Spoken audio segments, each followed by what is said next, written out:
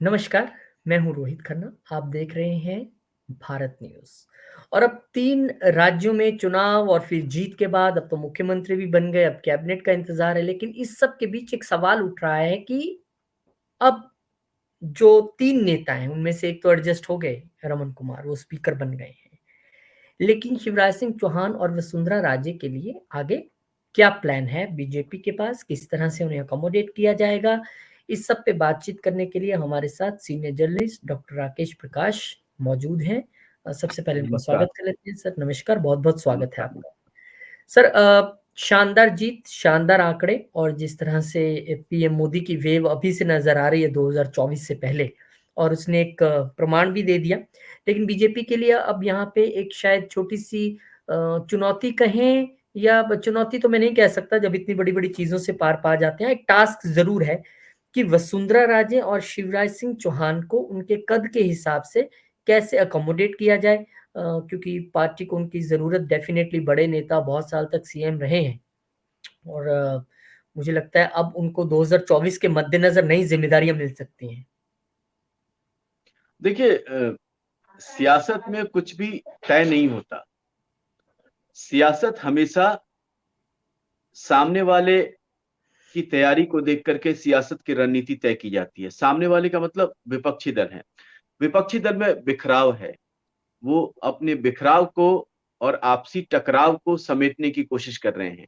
उनके सामने जनता के मुद्दे, जनता की समस्या या बीजेपी को लेकर के जो रणनीति है, वो अभी सेकेंडरी है। प्राइमरी उनके सामने क्या है? प्राइमरी है आपसी टकराव, आपसी मनमुटाव और आपसी कलह को सुलह में तब्दील करना।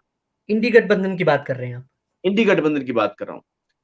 अब भारतीय जनता पार्टी जब 3 राज्यों में जीत का परचम लहरा चुकी है, ऐसे में अब पार्टी के सामने एक और चुनौती उभर के सामने आई है, और वो चुनौती है पार्टी के भीतर नेताओं का समायोजन।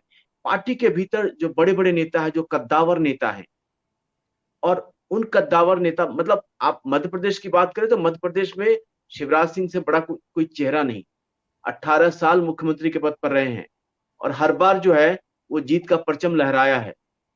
और अगर एक बार पार्टी टूट गए। थोड़ा-सा सत्ता में नहीं आई तो 2, 4, 5 सीटों का फासला था। यानी कि हुँ, कांटे की टक्कर थी, एंटी इनकम्बेंसी होने के बावजूद।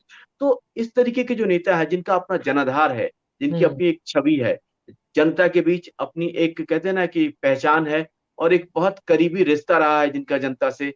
तो ऐसे नेताओं को पार्टी अगर मुख्यमंत्री नहीं बनाती है तो फिर उनको किस तरीके से, कहाँ, किस पद पर राज्य में, केंद्र में, संगठन में, कहाँ पे पार्टी और किस तरीके से उनको क्या ओहदा देगी, क्या दायित्व मिलेगा, क्या जिम्मेदारी मिलेगी, और आगे पार्टी के भीतर आम चुनाव के लिए उनकी क्या भूमिका होगी, सरकार में अगर है तो किस तरीके से वो काम करेंगे। ऐसे तमाम सवाल हैं जिसको लेकर के जद्दोजहद है। आपके मन में भी सवाल है, हमारे मन में भी सवाल है, और हमारे दर्शक जो है वो बड़े बेसब्री से इस बात का इंतजार कर रहे हैं कि आखिर अब क्या, अब शिवराज सिंह के लिए पार्टी वो कौन-सा भूमिका, वो कौन-सा रास्ता, वो कौन-सा ओहदा तय करेगी। तो मुझे लगता है कि शिवराज सिंह चौहान, जिस तरीके से आपने देखा होगा, उनकी बातें आपने सुनी होगी, बहुत ही उनकी बातों में त्याग झलकता है, उनकी बातों में सेवा का भाव झलकता है। उनकी बातों में बार-बार वो इस बात की दुहाई देते हैं कि मैं पार्टी का कार्यकर्ता हूँ, पार्टी जो ज़िम्मेदारी देगी, मैं उसको सिर पे लेके निभाऊँगा।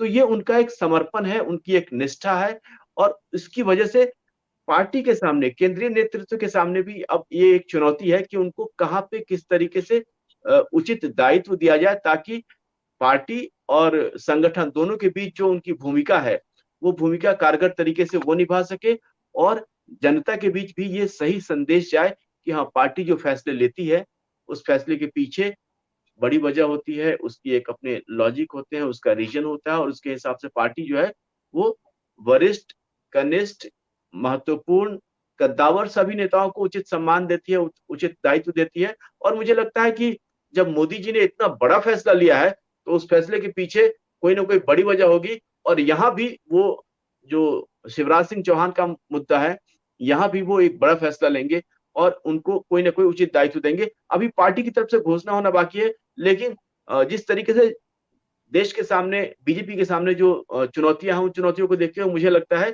कि शिवराज सिंह चौहान को केंद्र सरकार में कम या राज्य सरकार में कम, उनको संगठन में कोई महत्वपूर्ण ओहदा दिया जा सकता है।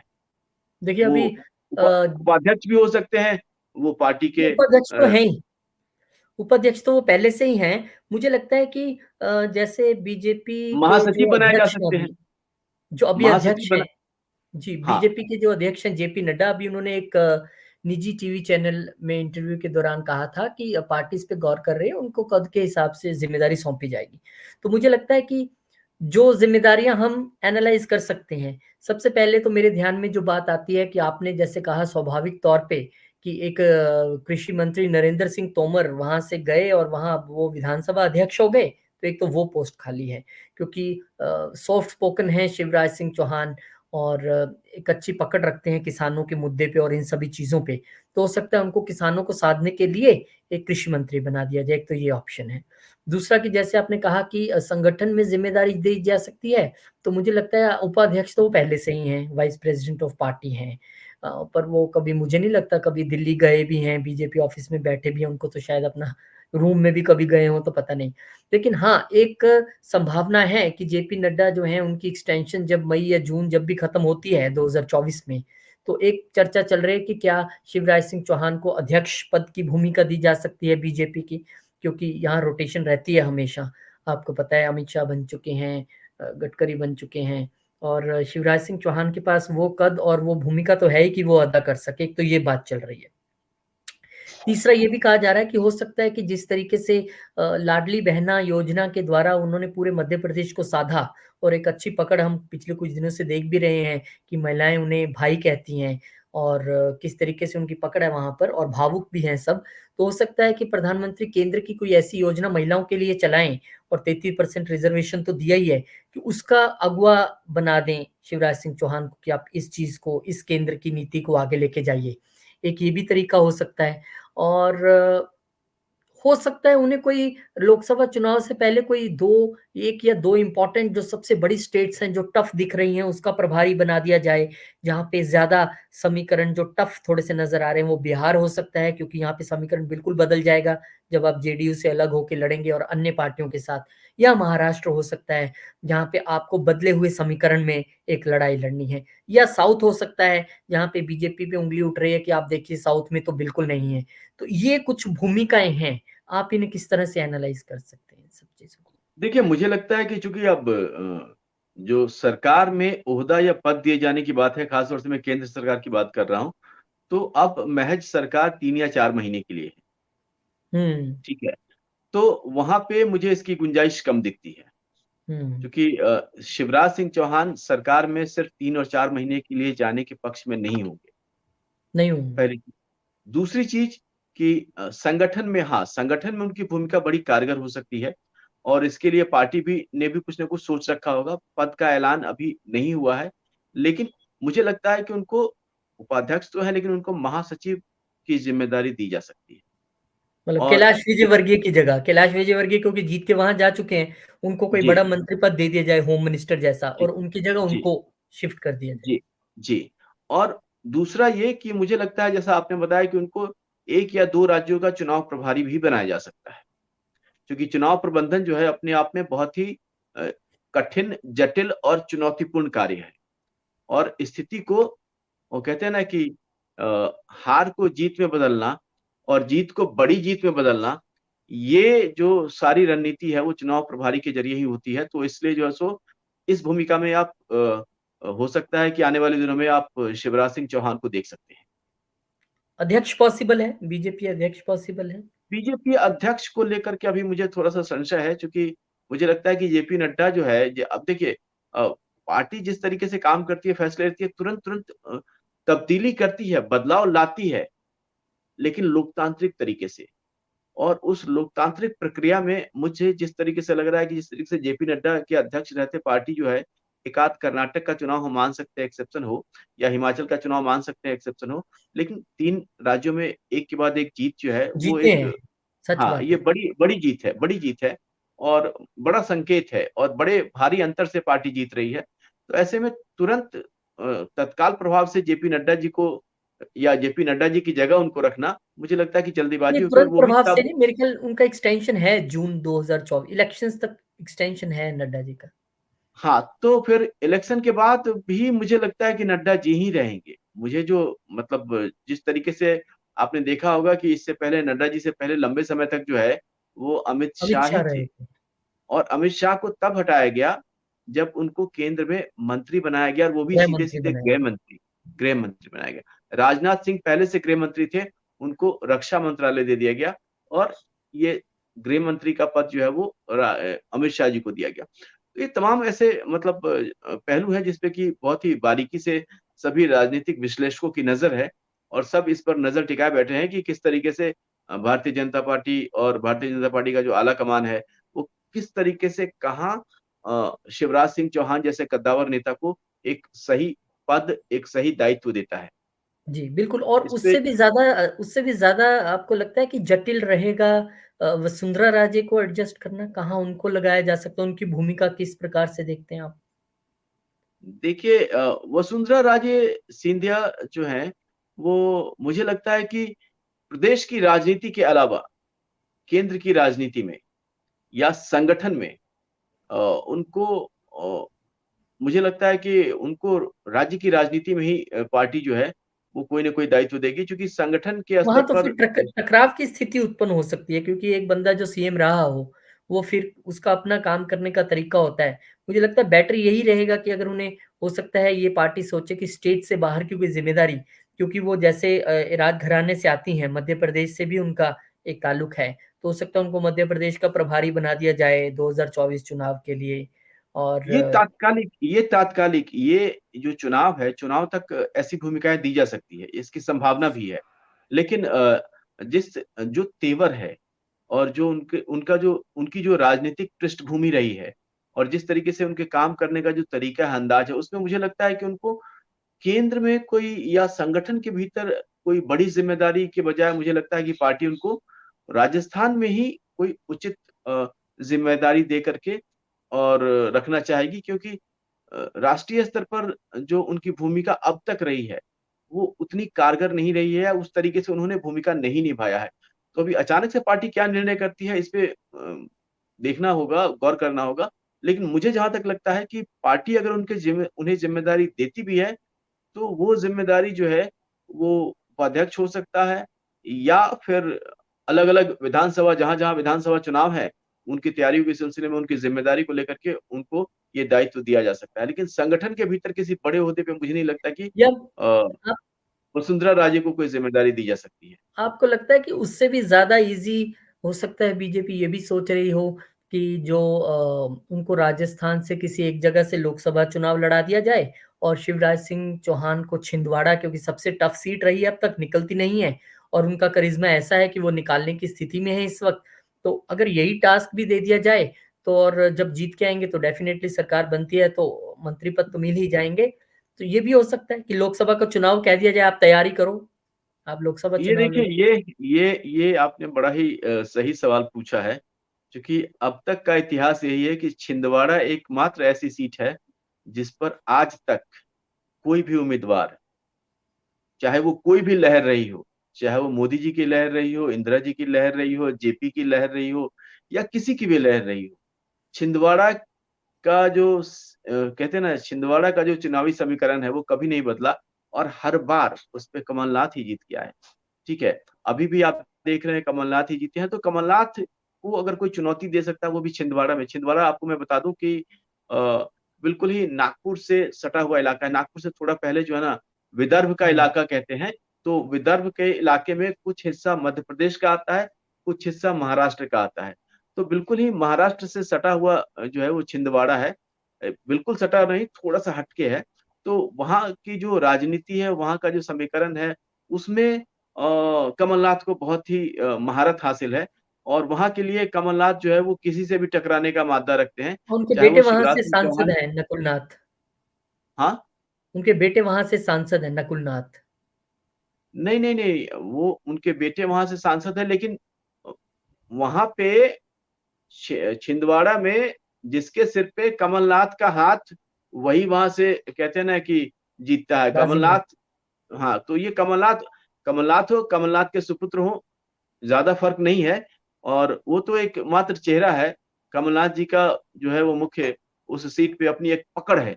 कहते हैं कि गांव गांव में लोग जो है वो कमलनाथ जो है हर जगह जाते हैं, मिलते हैं, और बड़ा ही करीबी रिश्ता है। तो वहां से अगर कोई कमलनाथ को चुनौती दे सकता है, आपने बिल्कुल सही कहा, तो वो है शिवराज सिंह चौहान।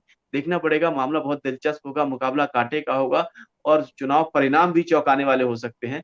तो ये एक आपने अच्छा ऑप्शन दिया है, अच्छा विकल्प दिया है। ये वहां से जीत के इससे आए और पार्टी फिर केंद्र में कोई बड़ा मंत्रालय उन्हें दे दिया जाए, जिम्मेदारी कोई ऐसी बिल्कुल दे दी बिल्कुल जाए। बिल्कुल बिल्कुल, जिस जिस तरीके से ये जो चुनावी परिणाम आएगा, उसके बाद तो उनका उनका कद और उनका ओहदा जो है वो स्वाभाविक तौर पर राष्ट्रीय राजनीति में अपने आप बढ़ जाएगा। लेकिन वसुंधरा राजे के लिए तो ये भी करना पार्टी के लिए इतना आसान नहीं रहेगा, क्योंकि राजस्थान में अगर आप वसुंधरा राजे को लोकसभा का चुनाव लड़ाते हैं, तो फिर उनके बेटे का क्या होगा? फिर उनको टिकट नहीं मिलेगी। बीजेपी में तो इस क्लियर है, टिकट तो एक को ही मिलेगी और उनके बेटे अभी मौजूदा सांसद हैं। तो फिर अगर हाँ उनको बिल्कुल सही, बिल्कुल आपने सही सवाल उठाया है कि पार्टी एक साथ कहते हैं ना कि माँ और बेटे दोनों को टिकट देने से हिचकेगी।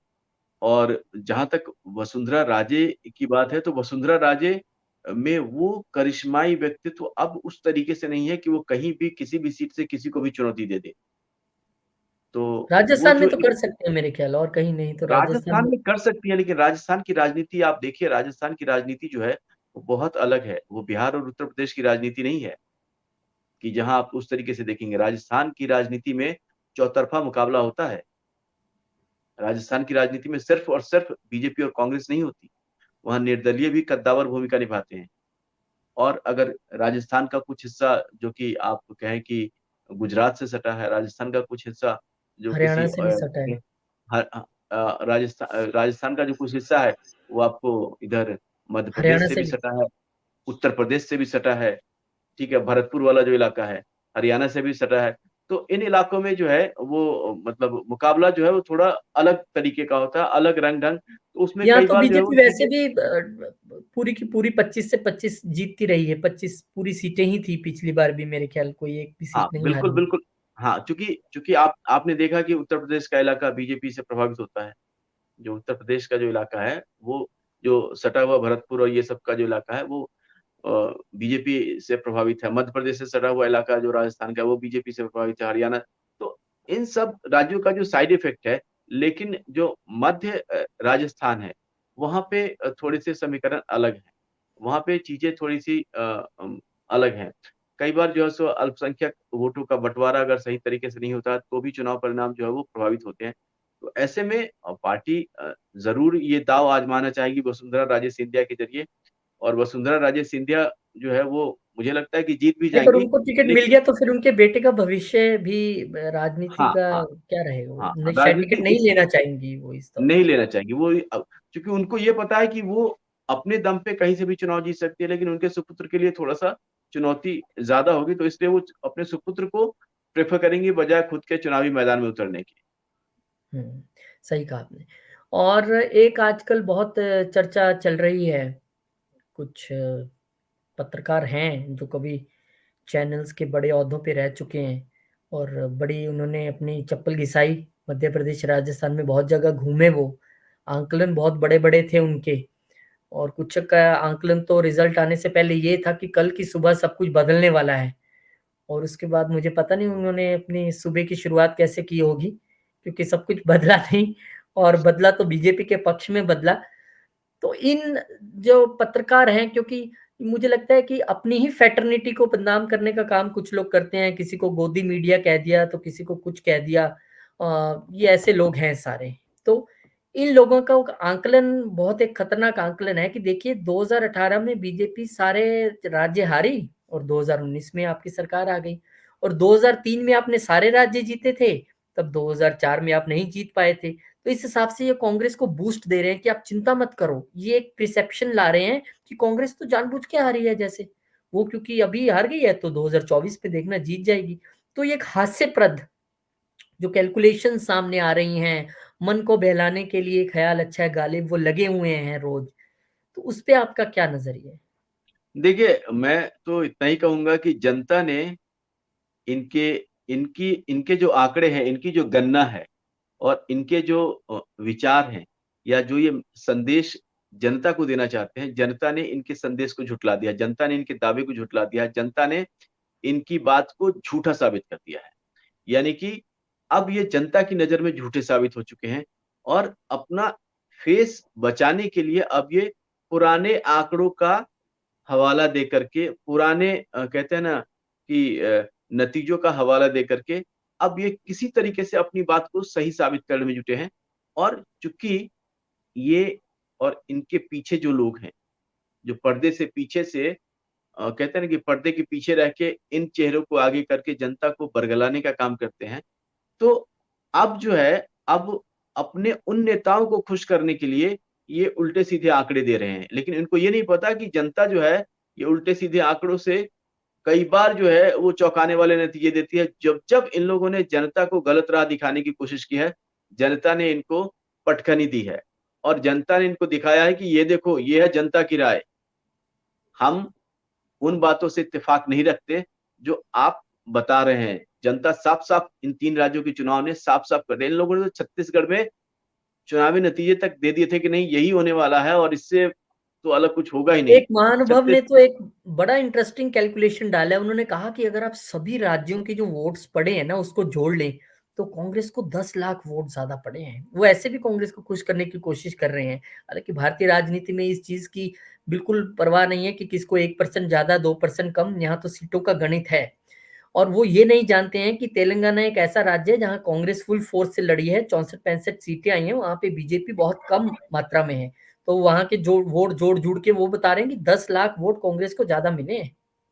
अब क्या इनकी देखिए समझ सकते हैं, आप बताइए। देखिए इनको इनको सबसे पहली बात तो ये समझना चाहिए कि तेलंगाना एक नया राज्य है और उस नए राज्य में बीजेपी का जो संगठन है वो भी नया है। तो इस नाते बीजेपी ने वहां की जो पारंपरिक पार्टियां हैं, एआईएमआईएम जो ओवैसी की पार्टी है, बीजेपी ने तो उसको पीछे छोड़ दिया। हम्म। आप देख रहे हैं बीजेपी ने उसको पीछे छोड़ दिया। आप देखिए पिछली बार बीजेपी को कितनी सीट मिली थी, इस बार कितनी सीट एक मिली है? सीट। इस बार 8-9 सीटें मिली, 8 सीट। आठ तो नौ आठ। आप देखिए आप कितनी कितनी बढ़ोतरी है। तो उनको ये आंकड़े समझने चाहिए। उसके अलावा उनको ये देखना चाहिए कि बीजेपी ने कितने सीटों पे टफ फाइट दी है। बीजेपी कितने सीटों पे टफ फाइट दी और जो पार्टी कहते थे दक्षिण में जिसका अस्तित्व नहीं, उस पार्टी ने चुनावी समीकरण को बदलने में कारगर भूमिका निभाई। हाँ, ये भी महानुभव कुछ कह रहे हैं। उन्होंने अब क्या किया, देश को 2 हिस्सों में बांटना शुरू कर दिया। हिंदी हार्टलैंड में बीजेपी है, यहाँ के लोग तो वो गोबर वाले हैं, अनपढ़ हैं, फर्टिलिटी रेट ज्यादा है। और साउथ में आप देखिए, साउथ के लोग पढ़े लिखे हैं इसलिए कांग्रेस को जिताते। क्या ये फालतू की चीजें हैं। साउथ में भी कांग्रेस रही, बीजेपी रही है कर्नाटक में। नहीं, आप मैं आपको बता रहा हूं साउथ में कांग्रेस कहां रही। एक अगर हम कर्नाटक को छोड़ दें, तो वहां तो बीजेपी भी रही है। हाँ बीजेपी भी रही है। अभी अभी तेलंगाना में आप आए हो, तेलंगाना में आप आए हो, आप ये क्यों भूल गए कि तेलंगाना में जिसे आपने मुख्यमंत्री बनाया है, उसने अपनी राजनीति की शुरुआत कहां से की? एबीवीपी से। एबीवीपी से। एबीवीपी से। तो वो तो कहते हैं ना, अखिल भारतीय विद्यार्थी परिषद जो है वो राष्ट्रीय स्वयंसेवक का छात्र संगठन है। और और राकेश उस जी, एक तेलंगाना की जनता ने किसी को सत्ता में लाने के लिए वोट नहीं किया है। एक्चुअली वहां का वोट सत्ता को हटाने के लिए था। हटाने के लिए, तो वो हटाने के लिए। वहां चला गया वोट। वहां पे वो एज इट इज शो तो होता है वो। और दूसरी बात यह है कि कई बार जो है वो अल्पसंख्यक वोटों का जो ध्रुवीकरण है ना, वो हुआ वो है। बीजेपी के लिए नुकसानदायी हो जाता है। कर्नाटक में भी यही हुआ था और तेलंगाना में भी यही हुआ। तेलंगाना में जो एक कहते हैं ना कि कांग्रेस इसलिए जीती क्योंकि अल्पसंख्यक वोटों का ध्रुवीकरण हुआ। अल्पसंख्यक वोट जो है वो एक मुश्त थोक के भाव में कांग्रेस को चले गए, क्योंकि सबको पता था कि एआईएमआईएम जो है या कोई अन्य राजनीतिक दल जो है वो अभी इस स्थिति में है नहीं कि बीजेपी को हरा सके। और बीजेपी को रोकने के लिए जो है वो चंद लोग गोलबंद हो गए, चंद पार्टियां गोलबंद हो गई, चंद कहते हैं ना कि समुदाय गोलबंद हो गए और उन्होंने कहते हैं कि नकारात्मक वोटिंग की है। अगर वो सकारात्मक और काम के आधार पे वोट किए होते तो आज कांग्रेस नहीं, आज वहां की राजनीति में और आज वहां सत्ता में जो है वो सिर्फ अखिल भारतीय विद्यार्थी परिषद का नेता जो है कांग्रेस के बैनर तले मुख्यमंत्री की शपथ नहीं ले रहा होता। वहां कोई वाकई में भारतीय जनता पार्टी का जो नेता है, भारतीय जनता पार्टी के झंडे तले वहां मुख्यमंत्री पद की शपथ लेकर के और अभी वहां शासन चला रहा होता। तो ये गौर करने वाली बात है। कांग्रेस के पास तो आपने देखा नहीं, कांग्रेस के पास कौन सा नेता है। आप कहीं से आपने हायर किया या जिस भी तरीके से आपने उनको पार्टी में जगह दी है, तो वो अखिल भारतीय विद्यार्थी परिषद। आपके पास जो नेता है, उस नेता के बल पे आप वोट मांगते हैं, आपको वोट मिलता है? नहीं मिलता है। कर्नाटक में आपको वोट मिला किस लिए? लोकल लीडरशिप और जो अल्पसंख्यक वोटों का ध्रुवीकरण। यही फॉर्मूला आपने यहां अपनाया तेलंगाना में। नहीं तो आपको तो सेंट्रल लीडरशिप और लोकल लीडरशिप दोनों जो है वो आपके पास दमदार नहीं है, इस बात को एक मानना और पड़ेगा। एक और बहुत बड़े चेहरे हैं टीवी चैनल के। कभी उनका अपना चैनल भी हुआ करता था, अब वो एक अंग्रेजी चैनल में पत्रकारिता करते दिखते हैं। बहुत घूम भी रहे थे मध्य प्रदेश में। उन्होंने भी एक बड़ा हास्यप्रद आंकड़ा दिया है कि देखिए जी, बीजेपी और राजस्थान में जो बीजेपी कांग्रेस को वोट पड़ी है, अगर आप उसको लोकसभा से हिसाब से डिवाइड कर लें तो वहां तो 13-14 सीट आई थिंक बीजेपी को जाती है, रिमेनिंग कांग्रेस को जाती है। मतलब उन्होंने तो इस तरह से बंटवारा कर दिया। हालांकि वहां पे बीजेपी पिछली बार हारी और हारने के बावजूद 25 सीट लेके गई। शायद वो इतने बड़े पत्रकार होने के नाते ये भूल जाते हैं कि लोकसभा का चुनाव जब आता है तो बीजेपी को वोट बढ़ के मिलता है पीएम मोदी के नाम पे। वोट परसेंटेज ऑटोमेटिकली किसी स्टेट में बीजेपी है या नहीं है, लेकिन जैसे ही लोकसभा का चुनाव आता है लोगों का दिमाग में मोदी होते हैं, सेंटर होता है, वोट उस तरीके से बदल जाती है। और राजस्थान में हारने के बावजूद अगर पिछली बार बीजेपी ने 25 की 25 सीटें जीत ली, तो इस बार तो सरकार बनाई है, सीटें ज्यादा आई हैं। तो इनका जो आकलन है वो घुमा फिरा के वो कुछ इस तरह से दिखाना चाहते हैं कि भाई हारे तो हैं लेकिन जीते हैं, बस ये जीते यही है हमारी नजर में। देखिए, ये जो है वो कहते हैं ना कि अपने मुंह में मिट्ठू। तो ये किसी भी तो इनमें तरीके से से कुछ ये कांग्रेस के टिकट के चक्कर में भी हैं, इनमें से कुछ बिल्कुल ऐसे भी नाम हैं जो बिल्कुल। मिल चुके हैं राहुल गांधी से या कांग्रेस के नेताओं से शायद टिकट के लिए। आप देखिए ना, कन्हैया कुमार कल तक कांग्रेस को गालियां देने से थकते नहीं थे। आज कांग्रेस की गोदी में बैठे हैं और लोकसभा का चुनाव भी लड़ चुके हैं, हार भी चुके हैं। और फिर जो है सो आगे राज्यसभा की टिकट की आस लगाए बैठे हैं। नहीं तो लड़ेंगे, मेरे ऐसे ख्याल लोकसभा ही लड़ेंगे वो आगे बिहार से। क्या लगता है आपको? देखिए, बिहार में तो मुझे नहीं लगता कि कांग्रेस के अंदर या कांग्रेस लीडरशिप में इतनी ताकत है कि कोई सीट निकाल ले। नहीं, वो बिहार से अलायंस एक भी करने सीट। जा रहे हैं ना सर। अगर उनका अलायंस जेडीयू और वो आरजेडी और वो तमाम से हो जाता है तो कुल वो वोट मिला मिलू के तो शायद मैं निकाल आपको ही। बता दूं, अगर कहीं भी इनका हो जाता है तो इनके लिए जो सीट बचती है वो अररिया, किशनगंज और अररिया हो गया, किशनगंज हो गया और सीमांचल का इलाका है जहां कांग्रेस अगर गठबंधन करती है तो एक आध सीट उसको मिल जाए। जो लेकिन कहते हैं अभी कि जो एक चैनल का सर्वे आया है, एक चैनल का सर्वे है या किसका, अभी मैं कल परसों देख रहा था, उसमें जो बीजेपी को सीट दी गई हैं वो 300 प्लस दी गई हैं और बिहार में भी अच्छी खासी सीट्स दी गई हैं। ऐसा नहीं देखिए, है।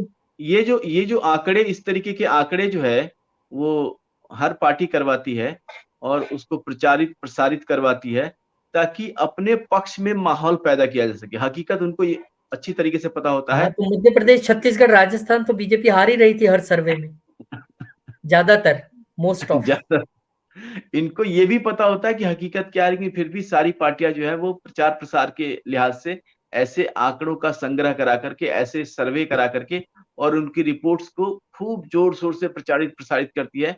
और ऐसे रिपोर्ट्स का जनता के फैसले से कोई सरोकार नहीं होता। जनता अपने तरीके से सोचती है, निर्णय करती है, देखती है, समझती है और क्षेत्र में किए गए विकास का आकलन करती है। और उस आकलन के आधार पर जनता ये तय करती है कि किसको वोट देना है। पर बड़े काबिल पत्रकार हैं सर ये सारे। मतलब इनमें से कुछ के साथ तो आपने भी काम किया है, मैंने भी काम किया है, हमें सौभाग्य प्राप्त हुआ है। पर पर कहानी देखिए, ये है कि ये कांग्रेस की हार में भी जो जीत ढूंढ रहे हैं और उनको बता भी रहे हैं कि आप चिंता मत करो। तो मुझे लगता है कि ये कांग्रेस के शुभ चिंतक हैं या क्या है वो नहीं पता। लेकिन ये कांग्रेस को और बाकी पार्टी को ये बता जरूर रहे हैं कि आप चिंता ना करो, आप हारे नहीं हो, आप तो जीते हो। मतलब शायद वो सर्वे के बारे में कह रहे होंगे कि सर्वे उठा के देख लो, उसमें तो आप जीत ही रहे हो। ये देखिए कहते हैं ना कि ये कांग्रेस को एक चुनावी हवा दिखा रहे हैं। कांग्रेस को कहते हैं कि एक मृग मरीचिका जिसको कहते हैं ना, तो उसका आभास करा रहे हैं। लेकिन हकीकत ऐसा है नहीं। सर्वे में कहते हैं कि अगर आप आर्ट एंड ह्यूमैनिटीज में भी ले, सोशल साइंस में भी ले, या फिर प्योर साइंस में, कहीं पे भी सर्वे क्या है? सर्वे आपका स्टेट ऑफ माइंड, आपका वे ऑफ थिंकिंग, आज कुछ और है, कल बदल सकता है। तो उसमें सर्वे तो अभी कुछ और है, 2 महीने, 3 महीने, 4 महीने के बाद सर्वे कुछ और हो सकता है। और तो प्रशांत इसलिए किशोर सर्वे की अगर आज अभी मैं इंटरव्यू कल पढ़ रहा था, प्रशांत किशोर, उनका कहना है कि इंडिया गठबंधन बनने में बहुत देर हो गई है, मतलब अभी कुछ नहीं हो सकता उनका भी अभी नहीं, क्लियर कट। बनने में देर हो गई, बनने के बाद भी जो चीजें होनी चाहिए, मैं तो कह रहा हूँ बनने में देरी हुई, लेकिन उसके बाद तो रफ्तार पकड़नी चाहिए। लेकिन रफ्तार पकड़ने के बजाय यहाँ तो इंडी गठबंधन जो है वो विघटन की तरफ बढ़ रहा है। सीटें ही नहीं, सीट शेयरिंग ही नहीं अभी हुई, अभी तो तय ही नहीं हुआ अरे कौन कुछ कहाँ नहीं से हुआ, मैं लड़ेगा अब क्या। ट्रस्ट में, कुछ नहीं हुआ। ये तो आगे बढ़ने के बजाय ये जहां है वहीं एक के बाद एक अवरोध का सामना करना पड़ रहा है इनको। और मुझे तो हम्म, लगता है कि जिस तरीके से अवरोध और आपसी मनमुटाव, कलह और मतभेद उभर कर सामने आ रहे हैं, मुझे लगता है कि ये गठबंधन बनने से पहले ही कहीं टूट फूट के बिखर न जाए। अभी मैं पढ़ रहा था जब कि सम... ये तेलंगाना में नहीं, ये आंध्र प्रदेश में भी जगमोहन रेड्डी को कांग्रेस के नेता चुनौती दे रहे हैं कि आप ऐसे करो, आप अपनी पार्टी में से वाईएसआर और कांग्रेस दो शब्द निकाल दो, उसके बाद वोट मांगने जाओ, फिर देखते हैं क्या होता है। तो मतलब आप राजनीति में हो, आप लोगों की पार्टी का नाम कह रहे हो बदल लो, आपको कांग्रेस शब्द किसी का पेटेंट है क्या? अगर वो पूर्व में देखे तो महात्मा गांधी ने तो पहले कह दिया था अब देश आजाद हो गया, अब कांग्रेस को आप डिसॉल्व कर दो, कोई जरूरत नहीं है, हम्म, उसके बावजूद रही। बिल्कुल तो बिल्कुल अब बिल्कुल। कांग्रेस शब्द के तो पता नहीं कितनी पार्टियां बनी, अगर कांग्रेस शब्द बनने से ही जीत मिलती है, इनको ये लग रहा है, ये कह रहे हैं ना ऐसा, तो फिर आपका भी तो कांग्रेस ही है ना, आपको क्यों नहीं मिल रही है पूरे देश में जीत नहीं या नहीं, आंध्र प्रदेश में? आपको तो पूरी पूरी पार्टी का नाम ही कांग्रेस है, कांग्रेस ही आपकी पहचान है। लेकिन आपको जनता बार बार क्यों नकार देती है? हाँ, उनका तो वाईएसआर है तो फिर वो उनके पिताजी का नाम भी हटा दे वो, और कांग्रेस शब्द भी सिर्फ इनका है। तो मुझे लगता है कि इस तरह की चीजों से जनता ज्यादा इरिटेट होती होगी कि ये कैसी बातें कर रहे हैं। जनता को ये साफ साफ पता चल जाता है कि ये वो लोग हैं जिनको जनता के काम से कोई मतलब नहीं है। इनको हम्म, अपनी कुर्सी, अपनी डफली, अपना राग वाला इनका हिसाब किताब है। और जनता से कोई सरोकार नहीं है, कोई मतलब नहीं है, कोई काम नहीं है, और इसलिए जनता के मुद्दे कभी डिस्कस भी नहीं करते, जनता के मुद्दों पे बात भी नहीं करते। ये बात करते हैं सिर्फ अपने मतलब की, अपने काम की, और कैसे चुनाव। लगता है राकेश जी का वीडियो हैंग हुआ है यहाँ पे। अ, तो चर्चा जो आज हम कर रहे हैं अभी, क्योंकि वीडियो भी जस्ट हैंग हुआ है राकेश जी का, तो वो ये है कि 2024 के चुनाव नजदीक आते ही बहुत सारी चीजों में जो है अब आपको उतार चढ़ाव अभी बयानों में भी दिखेगा, और बहुत सारे गठबंधन टूटते दिखेंगे, बनते दिखेंगे। लेकिन इस वक्त ये एक सच्चाई है कि जिस तरीके से एनडीए और बीजेपी मजबूत हुई है या आगे बढ़ रही है, उसको लेके कांग्रेस के पास या इंडी गठबंधन के पास कोई प्लान है उनको रोकने का, या किसी तरीके से उनको रोक पाए, ऐसी संभावना अभी बहुत कम नजर आ रही है। हम दोबारा चर्चा में जुड़ने की कोशिश करेंगे राकेश जी के साथ, लेकिन आज हमने जो सभी बातों पे चर्चाएं की हैं, बहुत सारे पॉइंट्स हमने यहाँ पे टच किए हैं, आपको उसके विषय में क्या लगता है? आप कमेंट के जरिए जरूर लिख के बताइएगा, और इस चैनल को सब्सक्राइब जरूर करें, वीडियो को शेयर करें, लाइक करें, और कमेंट में अपनी राय जरूर बताइएगा। हम कोशिश करेंगे कि और बहुत सारे ऐसे वीडियोस आपके लिए लेके आते रहें। बहुत बहुत शुक्रिया, नमस्कार, धन्यवाद।